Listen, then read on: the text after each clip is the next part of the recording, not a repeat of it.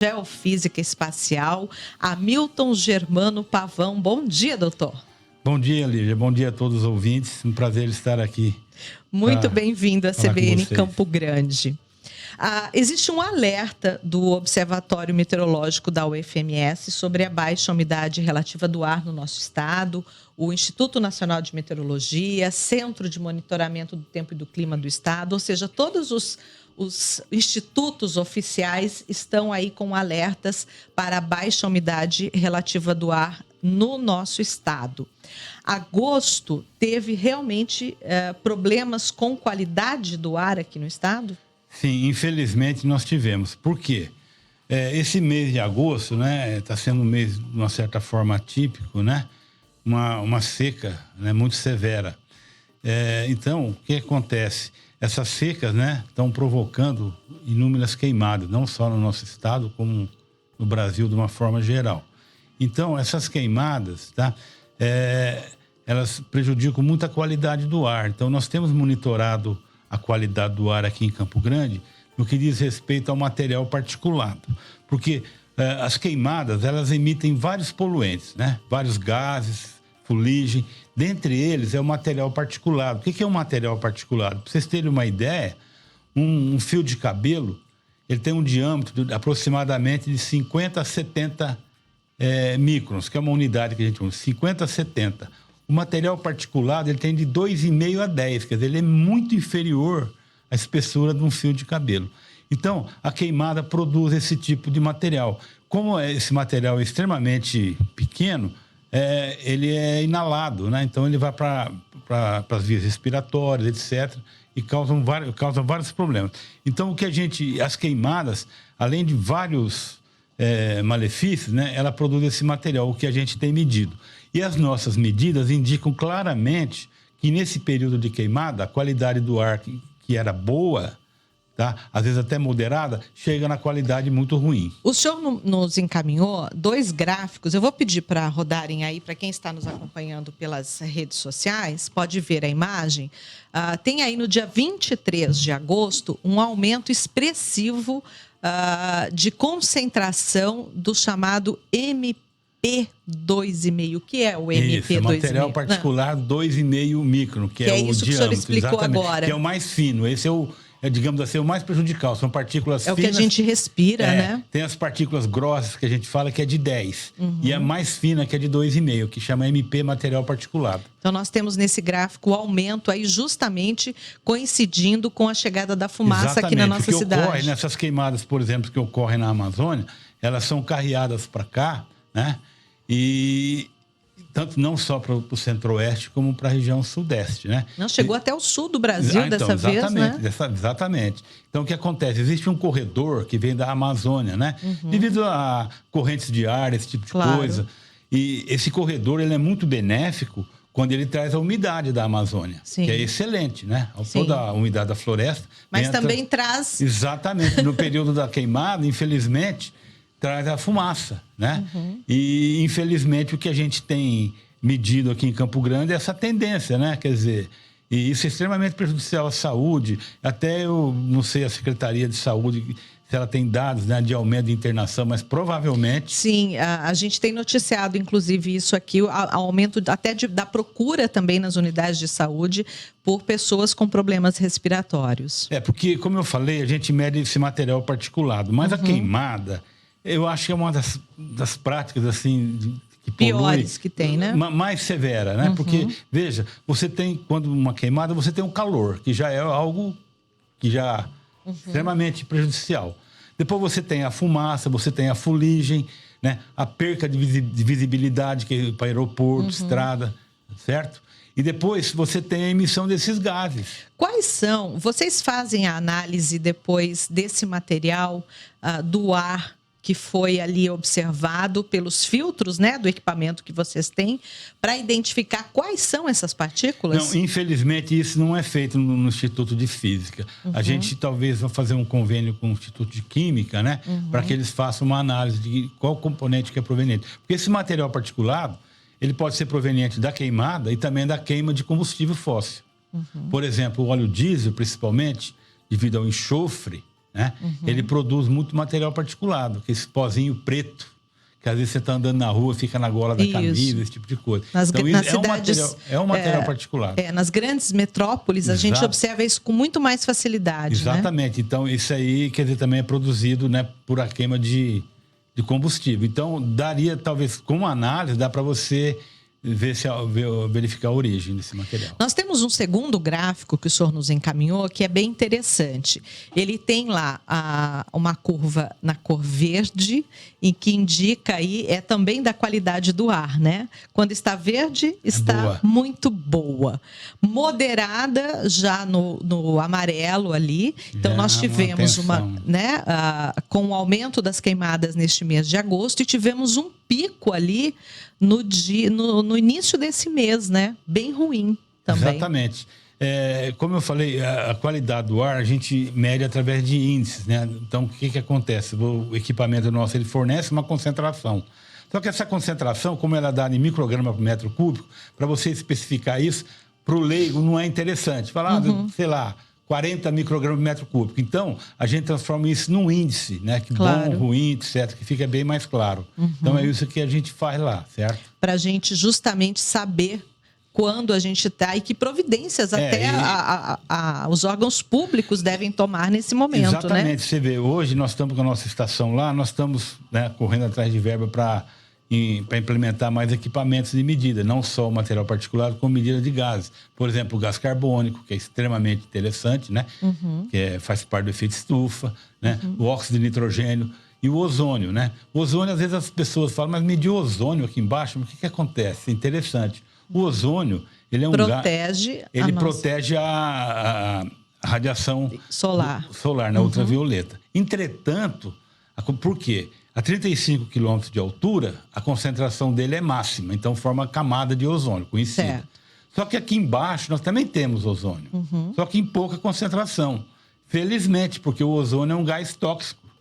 E o que ocorre? Quando você tem queimada, principalmente, você produz óxido de nitrogênio e, consequentemente, produz ozônio. Então, aumenta a concentração de ozônio aqui embaixo. E acima de determinadas concentrações, ele é um gás tóxico. Então, São Paulo, por exemplo, já se tem muita notícia dos danos que o ozônio causa, porque lá é produzido pela queima de combustível. E aqui ele é produzido pela queimada. Sem dúvida que é necessário esse acompanhamento, justamente para que se tomem medidas políticas públicas, medidas emergenciais. Então, exatamente. Né? Eu acho que hoje uma estação de qualidade do ar deveria ser implementada em todas as grandes cidades, porque já está virando quase que uma epidemia, né? Você vê. E com essas mudanças climáticas, exatamente. Você vê que agora, né, você só se fala nisso, né? Queimada no Brasil inteiro. Como você falou, essas mudanças climáticas. Então, se faz urgente, né, os órgãos estaduais, as autoridades, né, olharem para esse tipo de monitoramento, né, para auxiliar, né, porque com isso você pode auxiliar. Olha, a qualidade do ar está assim, né, de certa forma as pessoas podem tomar providência. Esse convênio que o senhor falou com o Instituto de Química, ele é interessante porque vamos tentar separar um pouco. Vocês, pela química, identificam quais são aí as partículas que tem. A química vai falar a concentração e talvez até da onde vem essa partícula. Exatamente. Não é isso? Exato. Porque aí você vai saber se a origem, por exemplo, é de queimada ou combustível, né? Nossa indústria aqui é incipiente, né? Não tem esse problema. Mas dá para você identificar a origem, né? E aí na fonte. Sim, exatamente. O que é interessante a gente colocar aqui, até para as pessoas terem uma noção, é que nós temos no espaço, e o senhor como doutor, eu acho que daria uma aula aqui para a gente, em relação, nós temos corredores.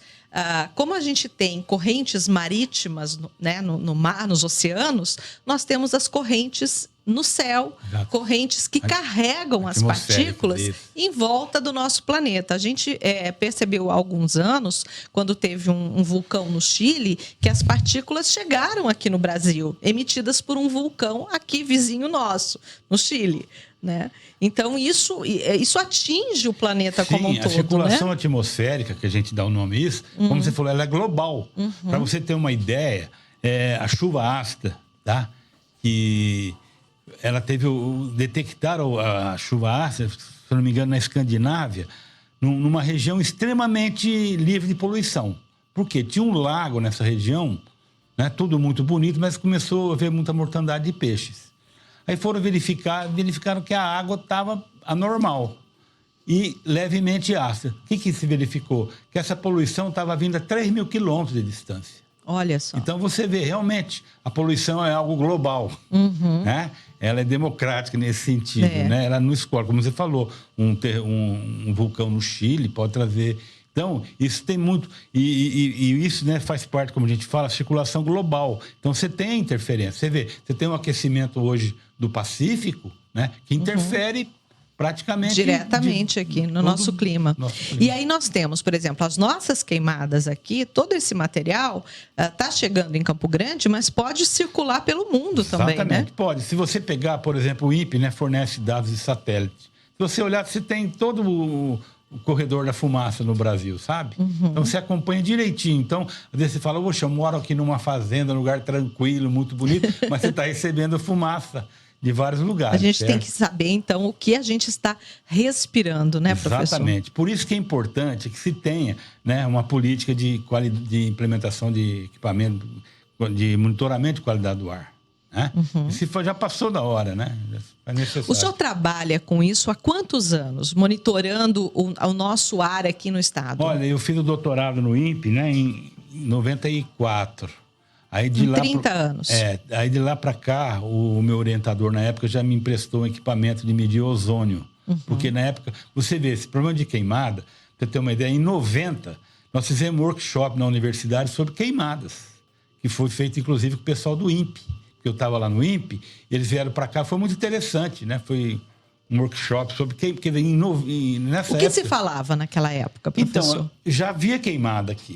Sim, a queimada ela faz parte da história do Pantanal, cultura, né? Assim, Infelizmente, mas faz parte. Então, na época, a gente já estava alertando, né, para um número excessivo, porque foi na época que o INPE começou a fazer monitoramento dos focos de calor. Certo. Né?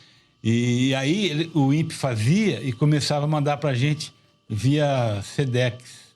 Nossa. Fax, é isso. Os dados. Mandava os dados por fax. Não existia, a gente não trabalhava com computadores aqui ainda. Então a gente recebia os boletins dele. Certo, no fax. Eu até tenho lá na universidade lá uns cadernos que os mapas, a gente fazia o mapa bem meia boca. Olha, mas são relíquias, o senhor precisa preservar isso. Então, mas você vê, nessa época a gente já percebeu que estava aumentando, que já tinha detecção de queimada através de satélite, né? Então, começou essa época. Então, desde então, eu venho trabalhando nessa época. Depois, nós fomos agregando, né? Depois teve o professor Amaury de Souza, que você deve ter conhecido. Sim, o professor conheci. Cassar. Entrevistei ele muito. Então. Aí nós criamos o grupo, né? E hoje estamos aí levando... Né? Já tem vindo pessoal novo. E como que o senhor analisa a qualidade do nosso ar aí ao longo desses anos aqui no estado? Então, olha, infelizmente... Olha, na verdade, o padrão é mais ou menos o seguinte. A qualidade do ar aqui é boa, com exceção dos meses de setembro, agosto, setembro. Sempre é um padrão. Agora, esses últimos 2 anos para cá, né, como aumentou muito a queimada, então houve uma piora. Mas a qualidade do ar, de uma forma geral, é boa, como eu falei. Com exceção desses meses. E é os meses de queimada. Não tem como evitar. Sempre foi assim. E agora, infelizmente, mais. E aí, quando chega a primeira chuva, essa chuva é considerada ácida, né? Vocês tiveram aí o registro da chamada chuva negra nesse final de semana aqui no estado, é isso? O que é essa chuva? O que acontece assim, como eu falei, essa chuva... Bom, ácida por quê?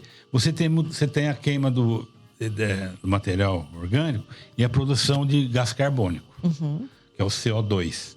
O CO2, quando ele se junta com a água, ele forma o ácido carbônico. Então, essas primeiras chuvas que vêm logo após as queimadas, elas estão com muito gás carbônico. Então, elas são levemente ácidas. Não chega a ser uma chuva ácida, por exemplo, comparativamente às produzidas por ácido nítrico, por indústrias. Podem dar problemas na pele, né? Que produz corrosão, esse tipo de coisa, para a pele, como você falou. Principalmente em grandes cidades. Plantas, né? Plantas, exatamente. Como você falou, grandes cidades, São Paulo, né? Cubatão já teve muito disso, né? Inclusive, eu me lembro... Cubatão foi a cidade mais poluída do mundo. Eu me lembro que na Serra do Mar, a encosta, a impressão que tinha sido dinamitada, assim, uma bomba, porque aquela vegetação toda queimada, né, da chuva ácida. A gente passava por lá, inclusive o cheiro era muito forte, né? Isso, mas recuperaram bem lá. Então, a chuva ácida, e a chuva negra, então ela vem porque você tem muita fumaça, né? Muita substância negra na atmosfera, então desce com a água, né? Mas é uma chuva levemente ácida, sim, essa chuva após as queimadas. Muito bem. Eu conversei aqui com o professor Hamilton Germano Pavão, professor do Instituto de Física da UFMS, doutor em Geofísica Espacial. Prazer conversar com o senhor. O senhor divide um pouquinho do seu conhecimento aqui com a gente. Não, eu que agradeço o convite. Eu acho bastante interessante a oportunidade de estar falando aqui junto de vocês, da CBN, né? Tem uma grande audiência, porque... como você mesmo falou, né? Agora só se fala em queimada, mudança climática. Então, se faz necessário, tá? Que as autoridades olhem com mais carinho a qualidade do ar e outro. Não só isso, né? Para implantar as políticas necessárias, né? As ações necessárias. Né? Você vê aí que hoje em dia nós estamos sofrendo, né? Por causa de todas essas políticas que devem ser implementadas. Deixa eu aproveitar, eu já estava me despedindo, mas temos uns minutinhos ainda. Deixa eu aproveitar e perguntar para o senhor. 4 minutos estão me avisando aqui, dá para a gente conversar bastante ainda.